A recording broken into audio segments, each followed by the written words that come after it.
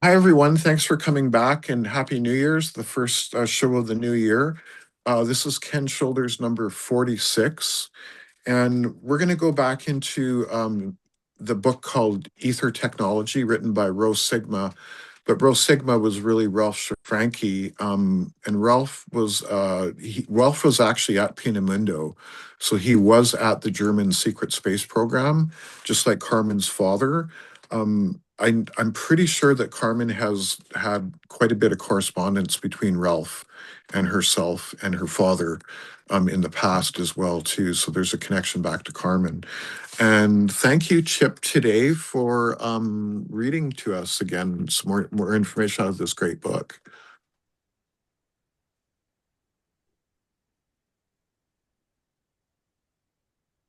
Okay.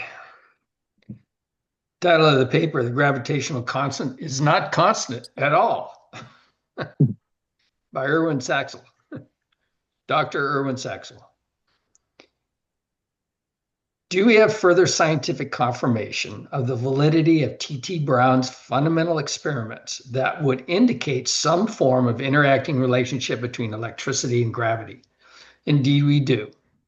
A former student of Albert Einstein published the results of the most convincing experiments in the reputable British scientific magazine Nature in July of 1964. The author, Dr. Erwin Saxel of Harvard, Massachusetts, and a native of Australia, felt justified in making the following statement. Chip, Austria, In, not Australia. Austrian. Yeah, Austria. Yeah.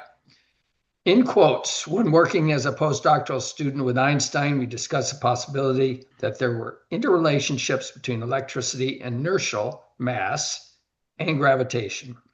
Mm. These experimental results make me wonder whether they may properly be so interpreted. Dr. Saxel concluded his paper by expressing thanks to Professor Hans Thering, who put on record the original disclosure of these findings before the Austrian Academy of Sciences. Dr. Saxel, a balding, heavyset man with bushy brows, working quietly in his home laboratory for the past 10 years, is well aware that he's making one of the most powerful, controversial scientific propositions of the century. If proven, it would mean a complete revision of current cosmological concepts and fundamental laws. Mm-hmm.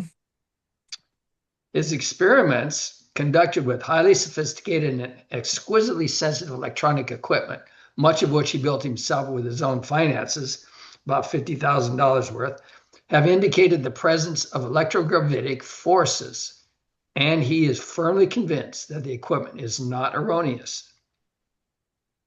However, partly because Dr. Saxel's work was privately financed and not officially authorized or funded, the results were brushed aside by at least some officials, according to information received by the author of this book, with caustic remark, nutty. Yeah, they're programmed to say that. Yeah. All right, continuing.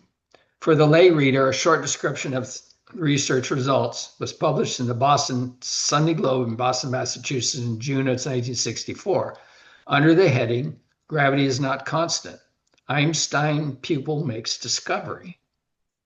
The report starts as follows. A one-time pupil of Albert Einstein has obtained experimental evidence that upsets one of the most firmly established concepts of modern physics, the Boston Globe and North American Newspaper Alliance have learned. Highlighted, he has found that the so-called gravitational constant, a number heretofore believed to be unchanging, appears to vary under dynamic conditions. At the same time, he has found evidence that the gravity and electricity, until now believed completely unrelated, do in fact interact. If his experiments are confirmed, it will mean rewriting the books from start to finish. Mm-hmm. In sum, it will be one of the most important scientific discoveries in history, on par with Newton's laws of gravity and Einstein's theories of relativity, adding a completely new dimension to both their concepts of the universe. This is the first time, concluded the paper, gravitation and electricity have been connected experimentally. And if the evidence could be confirmed its scientific import would be staggering, end quote. It would make possible finding a completely unified picture of the universe, states Dr. Saxel flatly. We may safely assume that this news reporter had never heard of T.T. Brown's experiments, nor apparently did he know of Michael Faraday's statement given in a lecture at the Royal Academy in November of 1850, or 125 years ago, that states, "Here end my trials for the present. The results are negative. They do not shake my strong feeling of the existence of a relationship between gravity and electricity, though they give no proof that such a relation exists." Over the years, certain exceptions to Newton's laws of gravitation have been found, which are largely resolved and accounted for in Einstein's relativistic concepts. But even now, serious flaws exist in the current theoretical framework of our universe. According to Newton, any two bodies in the universe attract each other with a definite force that can be calculated by a constant immutable law. But now Dr. Sassel's experiments, undertaken under unique conditions, suggest something completely different. Highlighted. On the one hand, in the microcosm of space, if the gravitational laws are valid, scientists are hard put to explain how the universe could be expanding, as the so-called redshift makes it appear. Okay, distances notwithstanding, the masses of entire galaxies are so enormous that they should have no choice but to contract. On the other hand, in the microcosmic world of atomic nuclei, continuing to the next page, the distances between particles are so small that in spite of the tiny masses, the nucleus should theoretically collapse. Okay. Thus, while Newton's laws describe very nicely what goes on in the medium range of sun and planets, missiles and space probes, at the extremes of large and small, they run into trouble. By introducing the concept of dynamic interaction between electricity and gravity, we come upon a new and breathtaking view which could explain a great deal. In essence, what Dr. Saxel did is this. Instead of testing the gravitational constant in a motionless system, he set about to study it under dynamic conditions. He built a system which permitted a huge ceramic disc to rotate freely from a solid suspension, specifically designed and constructed to prevent vibration or any outside interference. Then he found a way of regenerating the rotation of this pendulum electronically under exceedingly precise control. Finally, using a light beam and a photoelectric cell, he succeeded in measuring the time it took the pendulum to swing over a certain arc with an accuracy of 1 part in 10 million. Putting the system to work in the middle of the night to avoid as much disturbance as possible from the incredibly sensitive instruments, he determined whether a pendulum given precisely the same starting impulse every time would take exactly the same amount of time to swing over its arc. Since the mass of the pendulum does not change, the swing of the pendulum should be strictly a function of gravity, and according to Newton's law, should not change. But Saxel found it does. Groping for the answer, the variations he obtained in the gravitational force as reflected in the movement of the pendulum, he decided to see what happened if the pendulum were charged with electricity. In his own words, quote, all hell broke loose. Specifically, he found that when the pendulum is charged positively, it takes longer to swing through its arc than when it is charged negatively. Might have something to do with which hemisphere on the planet he's doing that experiment in. Okay, extensive additional experiments with his instruments indicated that there is a definite relationship between gravity and electricity, an association which had never before been made.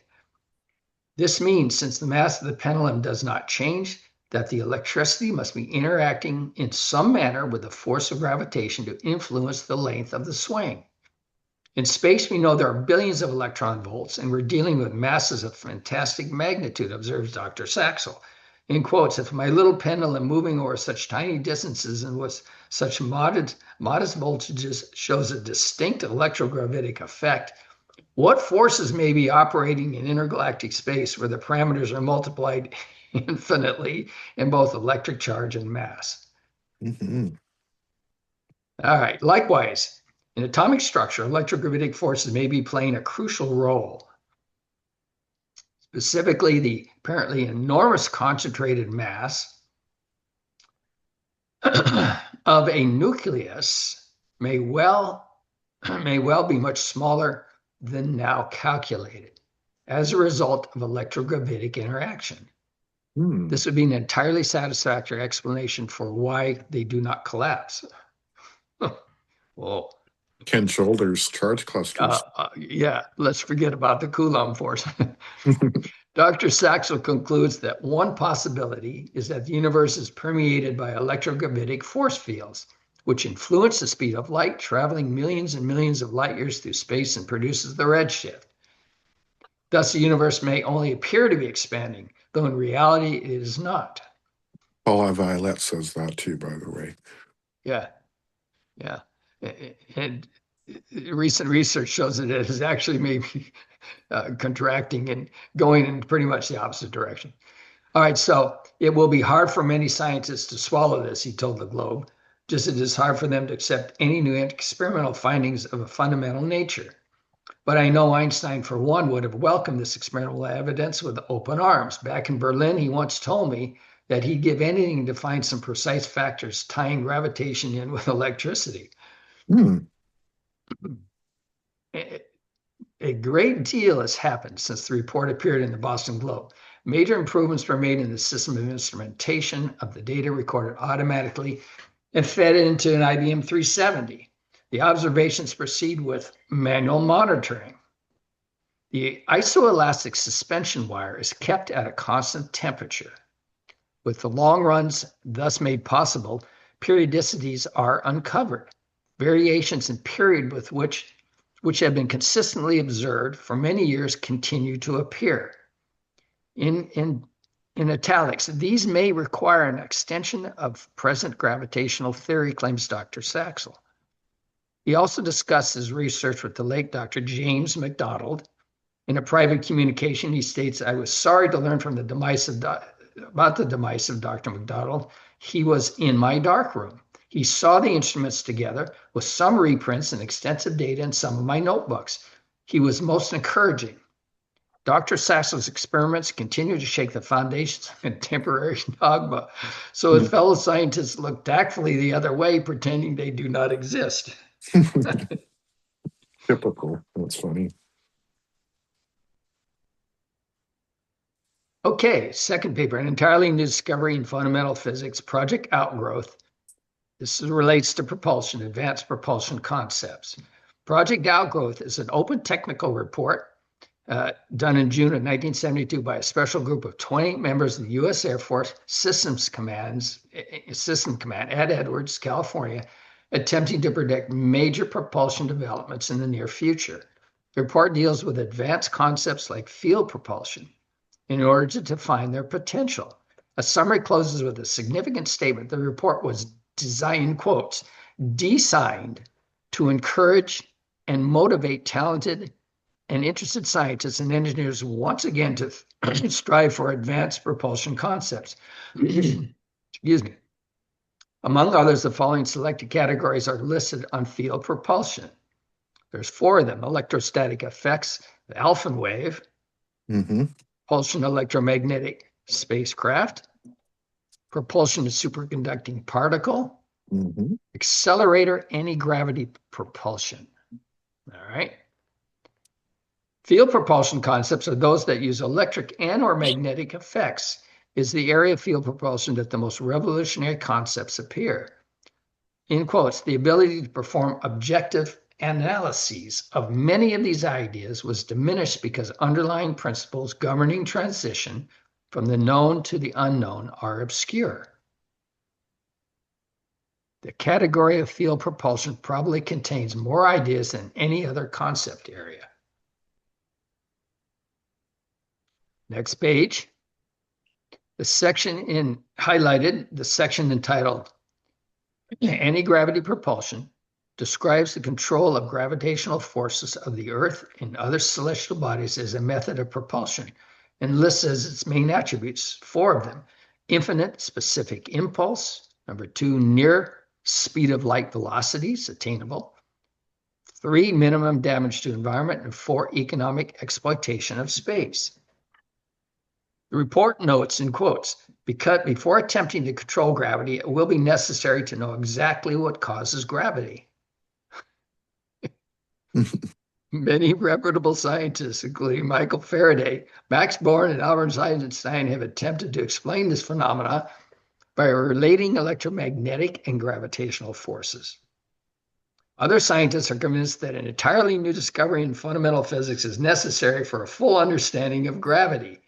Physicists generally assume, in italics, a relationship between electromagnetism and gravity because both obey the inverse square law, which says that the force of both fields decreases with the distance in the same mathematical relationship.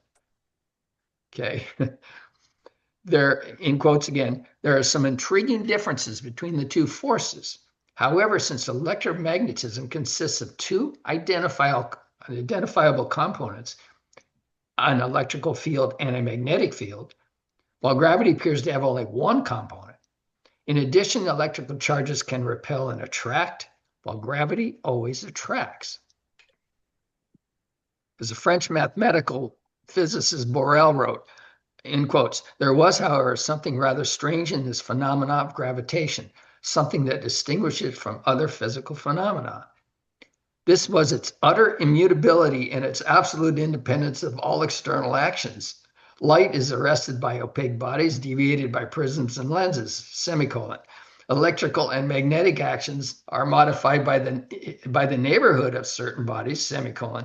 Gravitation alone remains always the same.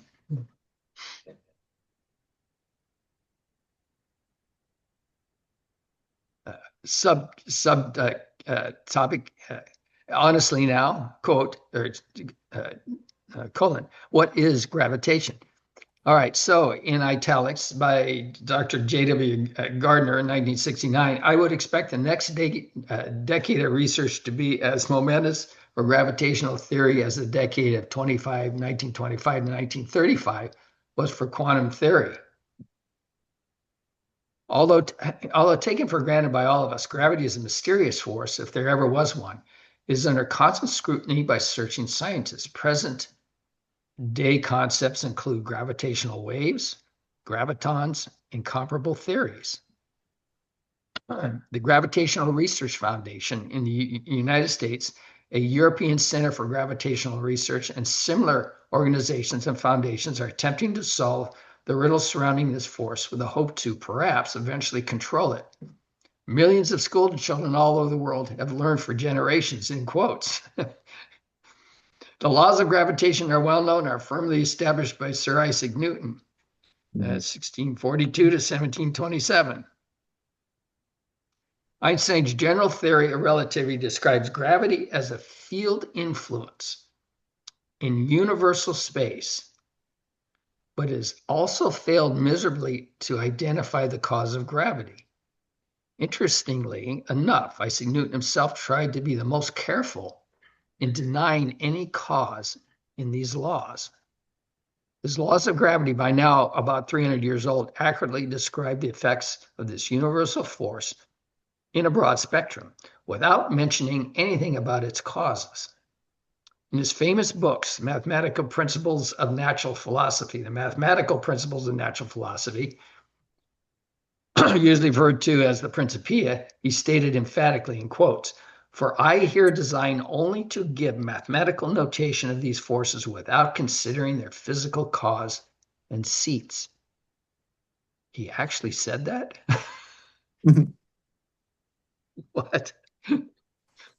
And in another context, he stressed again, in quotes, you sometimes speak of gravity as an essential and inherent to matter.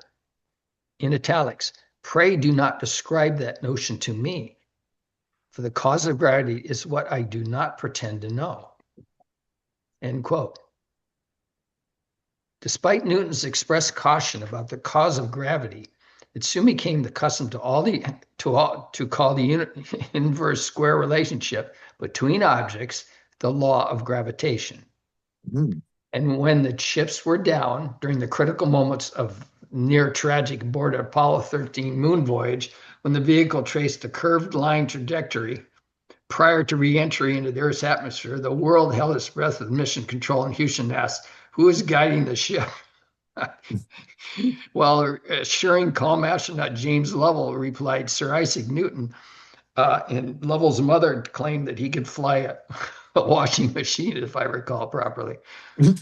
Um, Newton did associate gravity with a mass measure of particles and the magnitude of this attraction between all bodies of matter is said to be directly proportionate to the square of the distance between them. The resulting formula is the original form of the well-known G equals M1 crossed with M2. There's a divisor there. It's messed up. All right. The attraction between the Earth and an object near its surface is an example of this universal force commonly described as being the weight of the object. However, there is difficulty in the mathematics of Newton's formula, and the implication of that has been brought out in the challenging intellectual experiment conducted by Daniel Fry in his book, Atoms, Galaxies, and Understanding, which is quoted here for permission by the author of the book. In quotes, the difficulty with the statement that the force varies inversely as the square of the distance lies in the implication that if the distance between objects becomes zero, the force of gravity should become infinite. Thus, it would seem that a man standing or lying upon the surface of the Earth would be one of two bodies between which the distance was zero. Therefore, the weight of the man should be infinitely great. To reply to this assumption, and highlighted, to reply to this assumption is that the force acts as though it originated at the center of the mass, called the center of gravity, and that the man on the surface of the Earth is still some 4,000 miles from its center of gravity. This explanation, however, creates a new problem in that if we accept it literally, we must assume that there were a well or a shaft extending to the center of the Earth, and if a man descended this shaft, his weight would increase as he approached the center of gravity, becoming infinite as he reached it. Next page. Actually, of course, his weight would decrease, becoming zero when the center of gravity coincided with that of the Earth, when his center of gravity coincided with that of the Earth. So we are forced to the further explanation that gravity is inherent, not in bodies, but in particles of matter. And since the man at the center of the Earth would have an equal number of particles attracting him from every direction, the resultant of the forces would be zero. If we assume the gravity to reside independently within each atom, our problem is solved as far as the man and the Earth are concerned. But if we look within the atom itself in an attempt to find the point where the distance becomes zero and the force infinite, we find that the same problem again confronts us. We have not solved it. We have only changed our scale of observation. Highlighted. It appears from the foregoing that if we really want to find the cause of gravitation, we will have to examine the inside of the atom, the atomic nucleus, more closely. Mm-hmm. We've shown that Newton was unable to furnish an answer to this problem. When Einstein attempted to develop a unified field theory that would include gravitational phenomena, he failed to succeed. We know from Einstein's book, Mind Wealth Build, what he was searching for. In quotes, it would be, of course, be a great step, and I'm assuming this is a quote from Einstein. It would, of course, be a great step forward if we succeeded in combining the gravitational field and the electromagnetic field into a single structure. Only so could the error in theoretical physics inaugurated by Faraday and Maxwell be brought to a satisfactory close. Einstein died in 1955, where he was able to develop the unified field theory. Pissed him off. It took more than 10 years after his death until an American and a German scientist, both working independently, came up with a satisfactory explanation for the origin of the force we're accustomed to call gravitation. And both men were ignored by official science. Okay, that's Typical. it. Okay, that's it. Yeah. Yep. Okay. And I wanted to say that it appears from the foregoing that if we really want to find the cause of gravitation, we will have to examine inside of the atom the atomic nucleus more closely. This is what subquantum kinetics is exactly, is the Yeah. study of what's inside there, basically. And there is a theory of anti-gravity that comes out of subquantum kinetics that Paul developed essentially, and that's something that I shared with Stavati about more than 4 years ago. So, does anyone else have comments or Well, then questions? along comes Pavel with his work, and we emphasizing not charge but spin at that at subatomic level, which we just discussed. Yeah, And we realize that the helicity, the vorticity associated with a quantum vacuum is the secret. And here's Pavel, Osmerit showing us these torsional aspects of these particles and how they interact and how this vorticity is the engine room yeah, of the vacuum, a superfluid by definition. yeah. I've said this before. His work deserves a Nobel Prize. Can we nominate him? I Of, I don't. can't see why not. of We should. Starburst station. Starburst can, right? Why can't we do that, Brendan? A Nobel Hell Prize. I'll see yes. what I can do. Great Perfect. idea. That's a good answer. That's a great answer. The Starburst Nobel Prize. The Yeah. Starburst. We gave John Hutchison an honorary doctorate. It's even more than a doctorate, right? It was what was it again, Brendan, that we gave him? Honorary It's one doctorate, above one above a doctorate. a Doctor of Science. Right. Doctor, PhD is a Doctor of Philosophy. DSc is Doctor of Science Yeah. for exceptional lifetimes exceptional lifetimes contribution to a field of science. Yeah. And Yeah. I'd say that John Hutchison has that for sure. But Yeah. Pavel, Original. Yeah. yeah, but Original incipient knowledge. Yes. yeah, but Pavel, yeah, absolutely. Again, if we can combine the work of Ken Shoulders' charge clusters with the work of Pavel, because charge clusters are electrons, Pavel is protons and neutrons, and it's all the same toroid structure spinning, like Chip said. This is the important part, right? So very cool. Hmm. Any other comments before we shut the recording off? I had If you a want, comment Yeah, regarding the pendulum. I thought that was pretty interesting with the charge pendulum, that's Axel. Hadn't heard that one before. absolutely, But Paul. Yeah, yeah. yeah, I've recently been doing some experiments inside a pyramid that's the same identical geometry as the pyramid in Giza, Great Pyramid, and swinging a pendulum inside the pyramid. We did that during a lunar eclipse and a solar eclipse, Yeah. and basically timed the pendulum, created a video of both the swings, and there was a difference of like half a swing between the Oh, lunar, and it happens in these three body alignments. Um, yeah. so yeah, I could easily add that sort of electrostatic charge on the pendulum and measure it in plane, not on a special alignment or something like that. It'd be really interesting to try that. Yeah, definitely. And the pyramid, is that the one where they do the wine? Yeah, yeah, it's Summerhill Winery. Yeah, so you have access to that. That is so cool. Yeah, Yeah, yeah. very Right cool. now we also have been doing a bunch of time dilation experiments in there. And right now we have an Accutron watch. Like initially during those experiments, we had different clocks, like had a digital clock and a grandfather clock, and one of those pendulum clocks had all kinds of different clocks, and we had control clocks outside. Yeah. But it was just the fraction of a second that we couldn't really measure it. Each clock was off or on about a second or so. So it was too hard to time them up. So right now we've got a watch that's called an Accutron, and it has a tuning fork in it. It vibrates at 360 times a second. It's a Wow. different momentum for the clock, basically. Yeah. And it's set on a sensor, and that sensor goes into a computer. So it basically is counting the time fluctuations in those 360 cycles. And it's really interesting what you can Yeah. record with that and slight dilations. Yeah.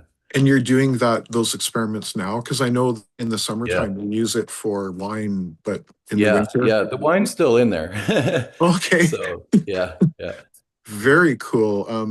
We Yeah. are definitely going to want to come and visit that place. I've talked to Carmen about it too because she knows Paul, you might the Yeah. be Paul, you might be interested in Paul Lavillette's time dilation experiments in the SQK book, where he describes with Guy Ospensky how he was Yes. able to measure time dilation of Yeah. with respect to the ether.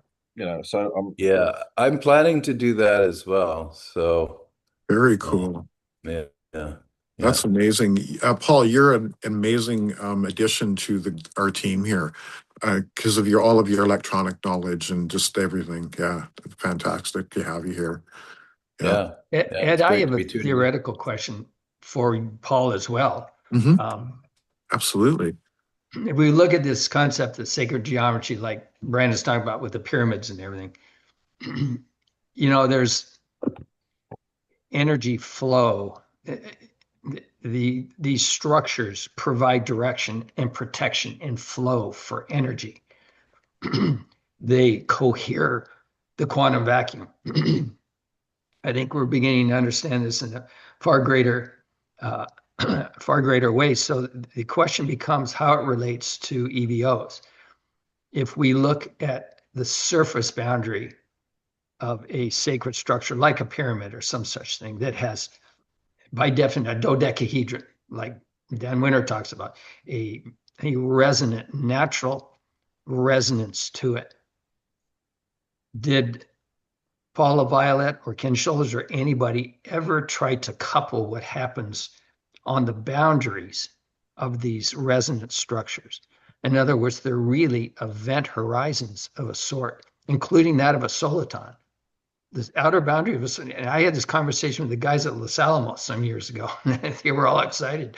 And so a soliton actually, it's not a black hole, obviously, but its boundary with the outside world is an event horizon. So did anybody associated with EVOs ever discuss the part that they may play in stabilizing, creating and stabilizing an event foundation at an event horizon? Is there something in that? What is it about the event horizon that separates information and creates direction and protection and flow within space and within time? I know this is a bit of a leap, but and I've always wondered about that. And I listened to a lot of guys talk about the event horizon on black holes. Well, what the hell is it? If it's informationally related, then Oh, our universal clutch, our EVOs, Yeah. may somehow be involved in potentiating a field immediately around that event horizon. So I'm just throwing that out there to munch on, but it's one of those things we wave our arms about and gloss over because we really don't know what the hell it is. And It's like so, it's like a diode, uh, a rectifying diode. yeah, that's a good. Yeah, you're on it. There's yeah, really of a weird sort. connections between the analogy in electronics and universal phenomena, and I think the event horizon of a black hole is very analogous to the rectifying action of a diode, because a diode is just like it's you get the weird quantum fluctuating behavior, and it's just an extreme, like it just cuts everything off beyond it. So there's Yeah. very, very, very Yes. weird similarities between those two things. Yeah, it's a one-way valve is a really good way to think of a diode, right? Can go one way, but it can't come back. And that's kind of Yes. what you're saying about the light, because it's basically the absence of light, right? it's the boundary between where the light and the darkness is essentially. But how does that relate to charge clusters is a great thing. That's the theoretical What is push. I mean, what is yes. Paul, do you have any Yeah. comments? Well, yeah, I think so. And that's why things ride on the edge. Like if you look at the symbol of the diode, it's like a large portion pointing into a point, and then it comes to a wall.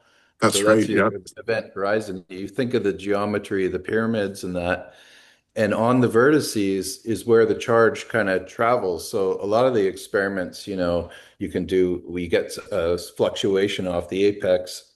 People can measure spirals and have experimented with pendulums on the apex and that as well. So I think the charge clusters definitely have a lot to do with that. And the way I see them as they roll in, they're creating their own event horizon because within inside of that toroidal bubble, it's its own space-time, it's its own gravity. Yeah. The gravity is greatly increased as the matter condenses. Yeah, that's So a great It way of seems like describing. it seems like a fractalization then, Paul, I think everybody understands the potential created by an EVO bubble is extraordinary. It's huge. yeah, I mean, yeah, it creates a gigantic differential in space. But could then they be fractalized up to a very macro scale where they're now the surface of a whole fucking black hole? yeah. Or they're a potentiated gatekeeper of some sorts that acts in three-dimensional time and space. Ball lightning is probably as big as these charge clusters will form to be stable, and then they're there for a little while and then they're gone, right? Yeah, so a really valid point, Chip, something to think about actually. But I think Paul is right. Yeah, he's Yeah, got a and who's great to say that description. our galaxy isn't one giant one, and we are just participating in that moment at this time, and it could blink out, and it will blink out at some point. It blinked in. Um, you know, who's to say that it's not completely fractal from the bottom up? Yeah, and It Elena, has to be yeah, and practical. Elena Yeah. Denon has Jessica? said that in so many words. Yeah, And that's all where the way the up to the consciousness ties. The yeah. consciousness ties into that because we're just existing in that moment, experiencing this right now, right? I think Pavel was trying to say something maybe. I love it that you guys are asking all the right questions. Hey, Moray. You're getting to the essence of it. Obviously, it's the cold ether. Whatever's going on, we don't understand it. The key thing that we've discovered is the experiments, right? Ken Shoulders was very reluctant to try to explain the structure for a while. He didn't want to accept the simple plasmoid idea.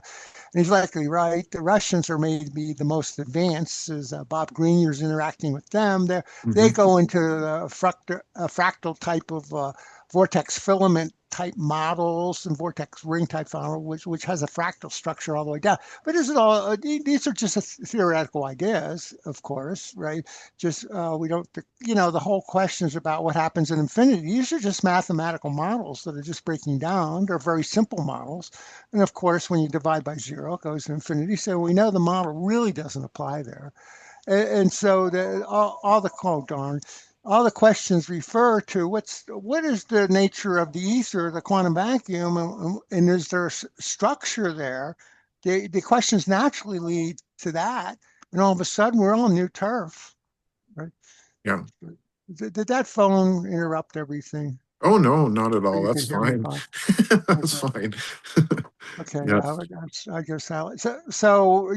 It's basically the key questions, and there's some clues like charge clusters was the name given it to it. Ken Shoulders didn't call them that. He made up his acronyms, EV and EVO. I think it was Hal Fox that really liked to call them charge clusters, but the evidence is Okay. they're not that way, especially when he generates the positive ones. They're not collections of positrons, right? He proved it can't be that. Yeah. So he would go for Ken Shoulders. He said this is a self-organization that makes a macroscopic like charge. And the key clue that he said, and why does it always settle in at the charge to mass ratio of the electron? Regardless of the size I make these, it seems to have that charge to mass ratio, either electron or positron when he makes the positive ones. And they're not a collection of these smaller objects. We've constructed something from the fabric. And the fabric is the ether or slash quantum ether, which we don't understand. We don't know. We can make postulates, make models, and the Russians are busy doing that. But they're just models, right? We need to ground it with experiments, of course. Are we on the right track?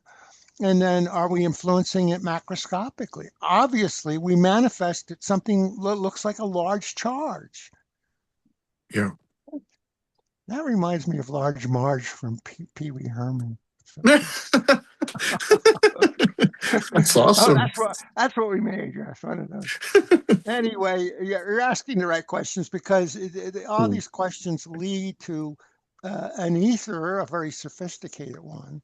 And we're just scratching the surface on what is the quantum vacuum. It's a very sophisticated ether, right? It's modeled as a turbulent plasma rather than a fluid. So we're really, really into complex territory on these models. And the best we could do is typically make an engineering model, which we know is approximation anyway, to start to engineer stuff. Can we start to build up a technology from the models? And all engineers are quite patient. They don't need a theory of everything. It's just we make a model, we can engineer a system. It's a good approximation in a region, right? And then we can start to do technology. But do we understand the fundamentals? The obvious answer is not yet. And if ever, right? I think that the answer is if we really discover everything, we're removed from this universe and start again somewhere else. It's a bigger puzzle, right? You know, in a philosophical, in a philosophical way, Moray, it would appear, if you interact with certain ET groups and whatnot, guides and whatnot, that are trying to help us, it would seem that there's a lot of subjectivity on their part as well in explaining this to us. All right, so it is not there are not necessarily binary polarized answers for all of this stuff. So I'm not going to immediately assume consciousness makes everything squishy and mushy, and we can't, the observer effect, throw that in there. We can't ever figure anything out in a hard way. But I do know even some of these very advanced high dimensional beings don't have the answers, it would seem. And yet they can build phenomenal technologies. And so it's a little bit of grace. And I'm being completely philosophical. There seems to be a little bit of grace on the part of Source in this. We don't necessarily have to stone cold nail some of these understandings and or engineered, machines to make them kind of work. And so there is a difference between a warp 2 starship and a warp 1000 starship. And so, things go faster with refinements and tuning, but it may elude us yet for another 500,000 years. But we're talking about it now, and that's good because we do have the ability to make some things without fully understanding all of it. Yeah, I can actually remember when I first was part of Stavati, and they said that they know how the hover cloud, they can make it work, but there's not a theory of how it works. And that's when I jumped in, like the very next day after the Zoom call with David Wilcock, and laid out the theory according to subquantum kinetics, which is probably the best theory that we have because it does predict anti-gravity, right? So yeah, very cool. Does anyone else have any comments or anything before we shut the recording off? Well, I'd say if the aliens, the very advanced ones, admit they don't know everything, us humans can point at them and go, stupid, stupid. They're listening more, right? That's what we do as humans. Yeah. I've heard it said that one of the scientists on my PhD project told me that no one person in the world knows how a mobile phone works. No one person knows all of how a mobile phone works. So it's lots of different sub departments, whatever. Anyway, so I mean, so if we don't know how a mobile phone, if no one person knows how a mobile phone works, then like the AI making, doing things, doing, making chips and what have you, and scientists don't understand what it's doing. You know what I mean? Well, that can even apply to simple transistors, for crying out loud, which apparently we dug out of the sand north of Roswell in 1947, tried to figure out how the hell they worked.